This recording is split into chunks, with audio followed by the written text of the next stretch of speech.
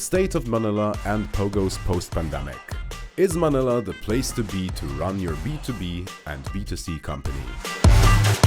Good afternoon. Today we're going to talk a bit about Manila as a hub for the gaming industry after the pandemic. It's emerged as a major player in the BPO and customer support sectors. We've also been raising questions about its potential in the iGaming industry, particularly for the non-speaking English markets. As you know, most of the POGOs here they cater for the non-English speaking markets, so that will be interesting to hear. We'll also dwell into the post-pandemic scenarios for the B2B and B2C companies in the iGaming sector, where we'll analyze the cost of setting up a business here. Also, the recent, which will be quite interesting, recent regulatory changes from PACCOR that came out recently. I think it was Monday, so we'll discuss that a bit as well. And also, if this is not the place, where should we set it up? Why don't we make a quick introduction? Sure, my name is Patrick Kinghorn and I'm an Asia gaming consultant. Hi, and I'm Alex Leese. I'm the CEO of Pronet Gaming. Hello, I'm Brycan Dayao. I am the CCO of Raider Technologies. All right, let's kick this off here. We'll wait with the more interesting parts a bit later, so we have everyone staying here, which will be the regulatory changes. But let's start with the workforce potential here in Manila. As we all know, it's English-speaking country, which is phenomenal. But how is that compared to the iGaming industry? Who wants to take the lead? Brian? Okay, so now you're okay. Is it still the ideal place to actually work for iGaming compared to the BPO sector? The ultimate answer is always yes, even for the non-speaking English regions. Why? In the iGaming sector, the English is the most important part of English speaking is actually the customer service. But you have payments, you have finance, you have the IT, you have the developers and everything. And all those skills are actually available and still cheap in Manila. So let's say, I'm sorry for this, let's say in a casino, in a B2C casino, let's remove the customer service. The question is, will the casino still function? The answer is always yes. So we can actually take somewhere the customer service, but the rest of the skill-wise, finance and everything, we can still have it in the Philippines. So, Alex? Yeah, sure. I mean, in terms of skill sets, rather than try to speak more in general on behalf of all B2Bs and B2Cs, I think I'm prepared to go a little bit further and maybe share some of my own experiences of how it's been over here in terms of recruiting the skill sets that are actually required for a sort of iGaming business. And ultimately, we went through a whole process, quite a daunting process. Lots of opinions. Everyone loves to give an opinion. And to sort of sift through it and try to work out which is the best location where you can have a one-stop shop to recruit all the skill sets that are required. So, in our particular case, it was the likes of IT, ops, developers, support staff. It was the ongoing customer support and the risk management and trading. And having been through the process of looking at a whole range of different Asian countries, from Vietnam to Laos, Cambodia, everywhere else, the conclusion that we came to is that Manila offers the one-stop shop for the roles that we wish to recruit. And I think, add on to that, the English language, which you mentioned, Brycan, and obviously Alex has done his due diligence. This is going to kind of dovetail into something else that you mentioned in the introduction, Jesper. We have to be realistic. And if you are looking to expand into Asia, and as Alex's case, a predominantly European company, let's not also lose sight of the fact that it is the only show in town where you can legally conduct your business. So, obviously, like all things in all industries, whether it's Europe, Africa, the Americas, Asia, there is room for improvement. But fundamentally, as we're seeing from this incredible attendance here, we have got everything under one roof in the Philippines, and it's the safest option. And, we're all here together, 12,000 plus strong of industry people. And it doesn't matter what department you need, if you look hard enough around here, you'll find somebody in this room to fill that hole, I think. I also think to add my comments to this would be that I see in the press that a lot of people think it's all, well, Chinese or mainland Chinese being exported and God knows what, but reality is also that the main workforce is Filipinos in the iGaming industry. Personally, when I came here, 500 Filipinos alone. I think we had 30 or something was non-Filipinos, so it's a considerable workforce here. Also to add, one recruitment methods could also be the universities, which we did quite successfully, like with De La Salle, could create a kind of line who was best in math and so on, and could then go on as a trader.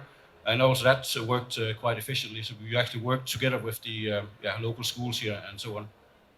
I think, suppose, Alex, it is for you looking to set up here, let's not lose sight of the regulations, because we are in a regulated territory. You have the obligation of a 90% Filipino workforce, which is, of course, how it should be. Is the whole purpose of PAGCOR is nation building, and part of that nation building is creating good jobs and good entry-level jobs where people can learn new skills and rise up the ranks of a foreign company based in the Philippines. Yeah, agreed. I mean, to actually break down the roles in terms of which ones would require language speakers outside of English. Okay, so risk management and trading, can you hire an entirely Filipino team? Yes, 100%. In terms of IT ops, can you hire a 100% Filipino team? Yes, absolutely.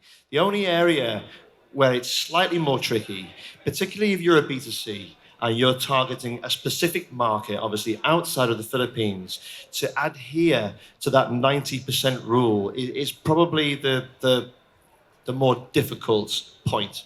And that is just a nuance of the overall operation, and that is the kind of question that any B2B or B2C operator should be asking itself before it makes the bold move to come into this jurisdiction.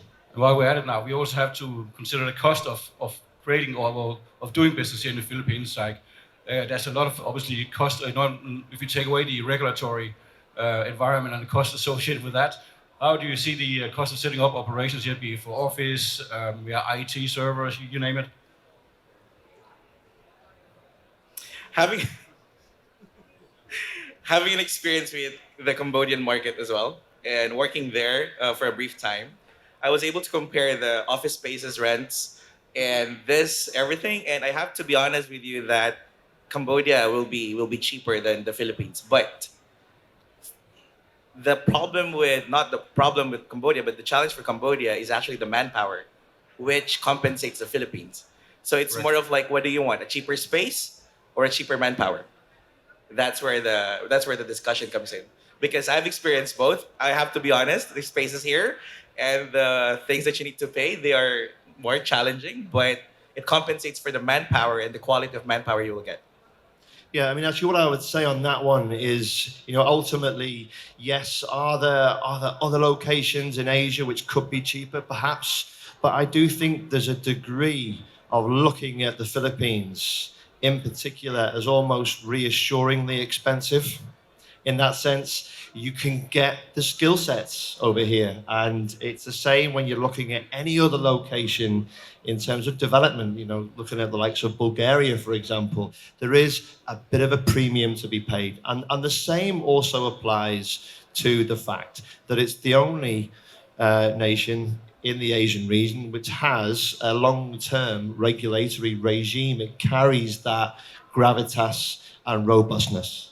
And people recognize the PAGCOR brand. And Alex said reassuringly expensive. It's a very good point. If anyone is visiting this event for the first time, looking at coming into the Philippines and delving in, should you do deep due diligence? Absolutely. Are there little hurdles? I mean, let's be grown up about this. It doesn't matter where you're operating in gaming, whether it's England, one of the oldest, or Great Britain, one of the oldest regulated territories in the world. There are hoops you have to jump through there. There's all kinds of criticism leveled at the gaming regulators in the UK. It's just a question of doing your due diligence, as Alex quite rightly said, acknowledging that you are paying a premium, be it in recruitment, being in administrative costs, being in setup costs, because you are then able to operate without fear of, which is what the case is in other Asian areas, of working in the gaming industry safely and legally. Yeah, I agree. It's I guess in the UK you're more afraid of the advertising.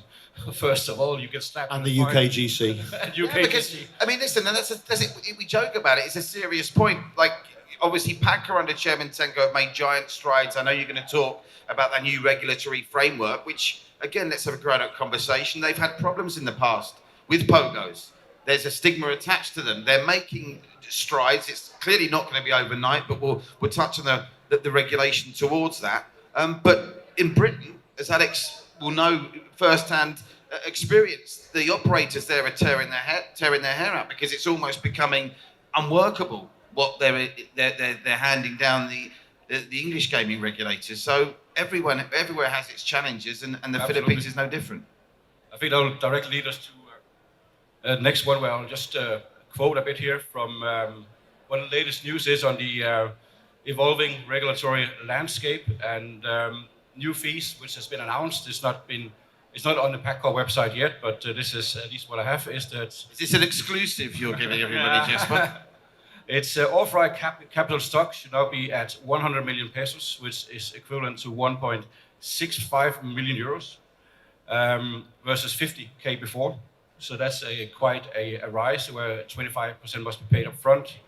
Monthly fees based on number of live tables for those who manage their own tables, ranging from $150,000 to $550,000 a month.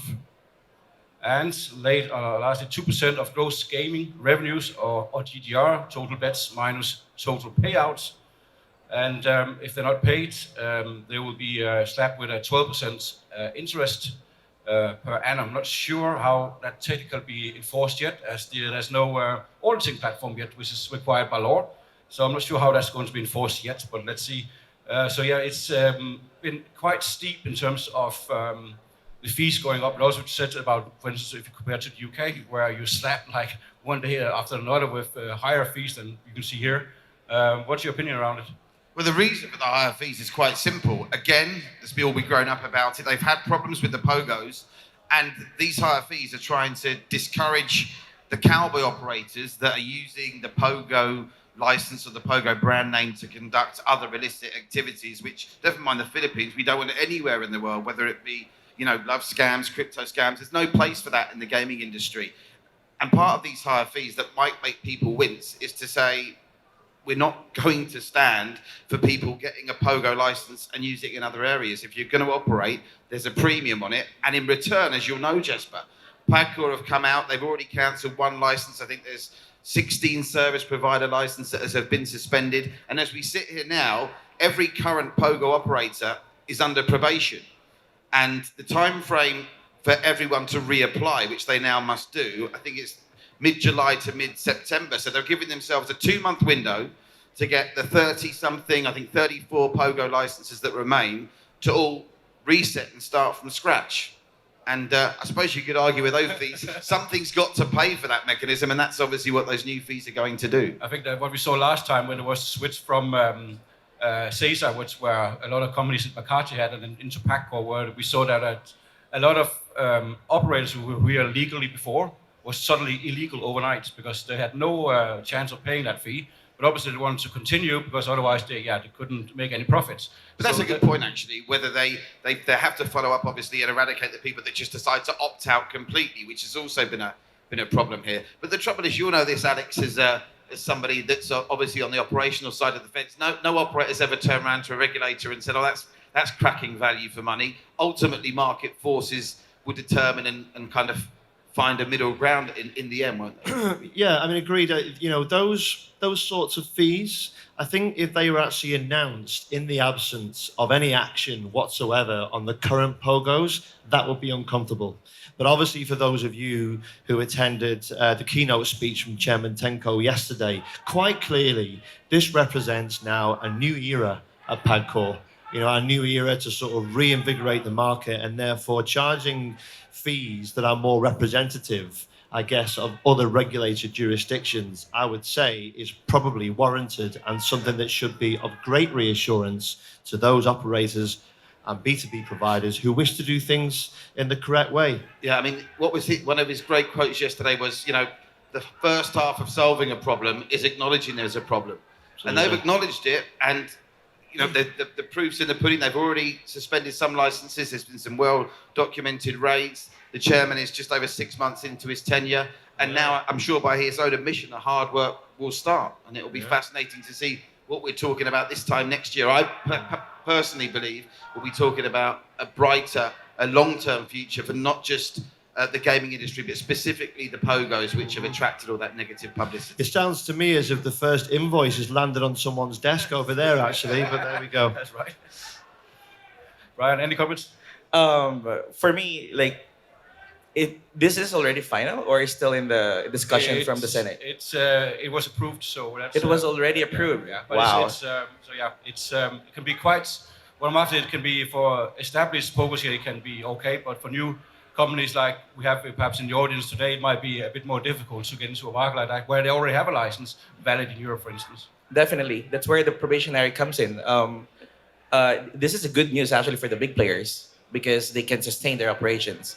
But it's a very, very bad news for the small ones and the medium ones. And like you said a while ago, there were instances in the past 2 years that everyone wants to be legal and everyone wants to operate in the Philippines along with the regulations and everything. But when it changed overnight, all those legal ones became illegal ones, and that's where the problem came in. So the question is, of course, we do have a very new payments system for everyone.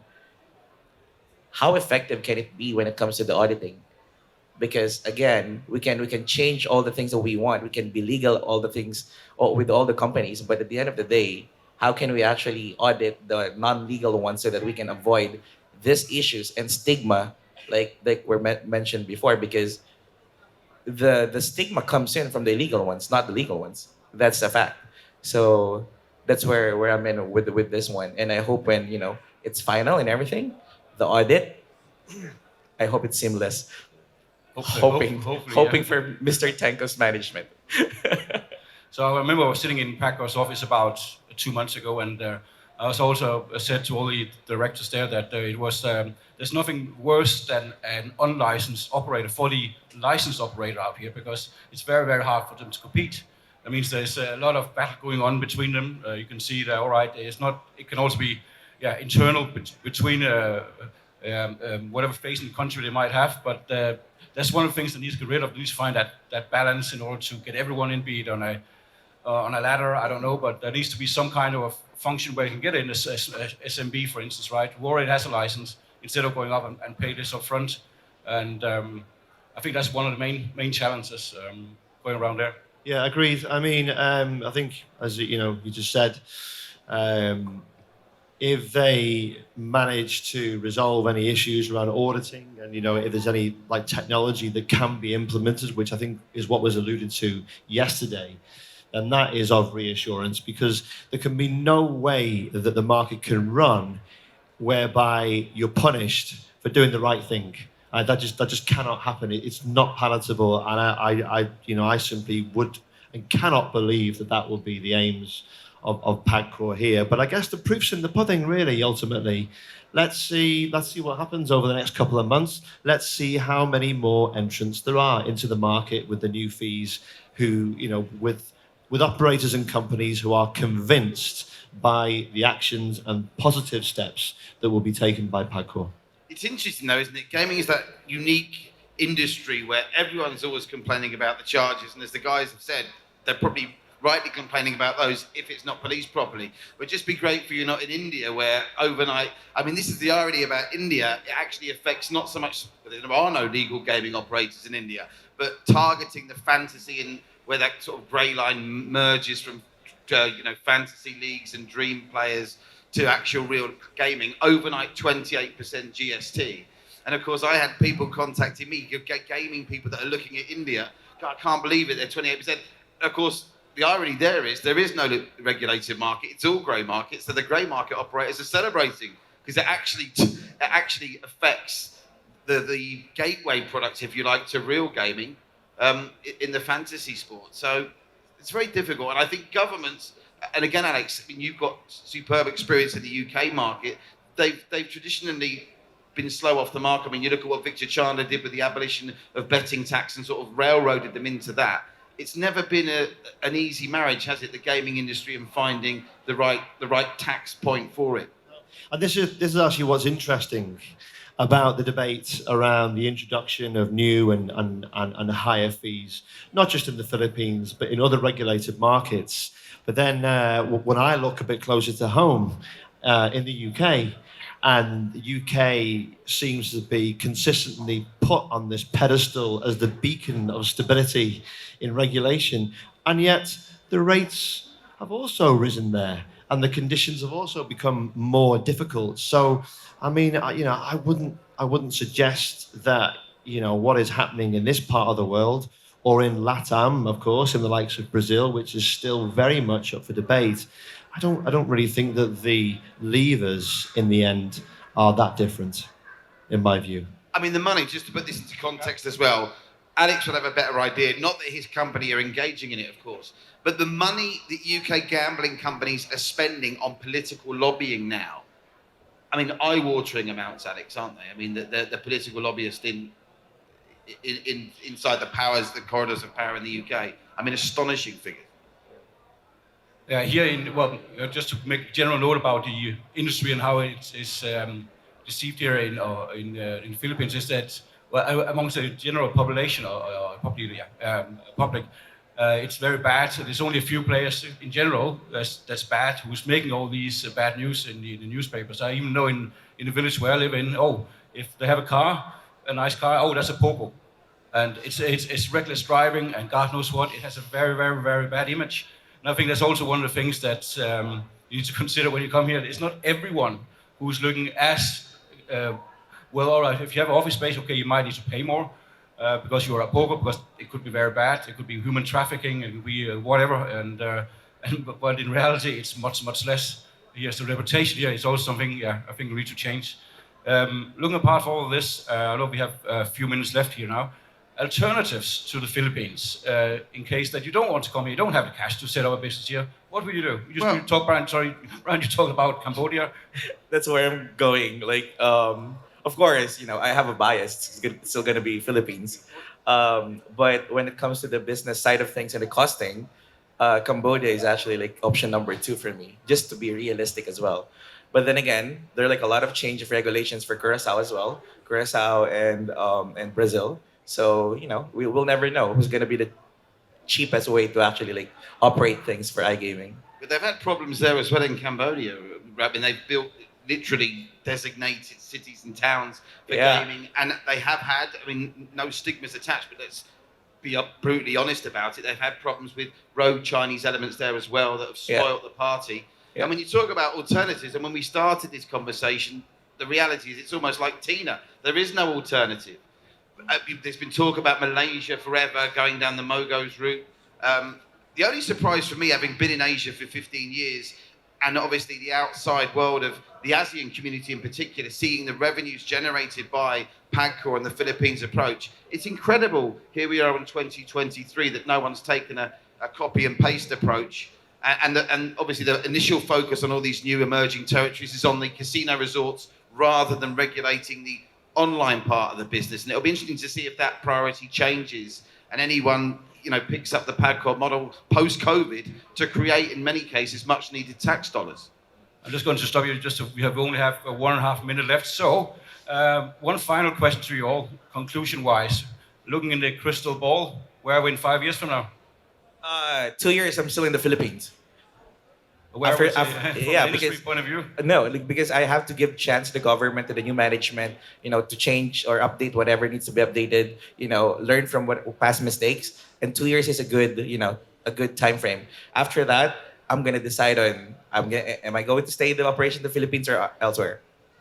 Yeah, I mean, from my own perspective, as a B2B platform provider, I've already made my decision, as I said before, for the Philippines. That may mean having to roll with the punches for a while. Are there alternatives out there for sort of operations? Yes, you can have an office in Taiwan for IT. You can have support in Vietnam or something here. It's a hassle. I just want one office. I want one place to travel to.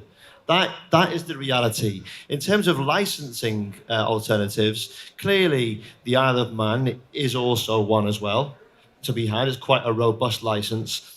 But equally, I think with some of the things that are happening now with the likes of Curacao, that could potentially play very well into the hands of a jurisdiction like here. All right, so 5 seconds left. Yeah, 5 seconds very quickly. I think under Chairman Tenko, the early signs are very encouraging that PAGCOR are going to get their house in order and go from strength to strength. The one to watch, obviously, is Thailand, with the political change coming in there. If the integrated resorts come, wouldn't surprise me if Thailand is the first one off the rank to follow the Philippine model. Thank you.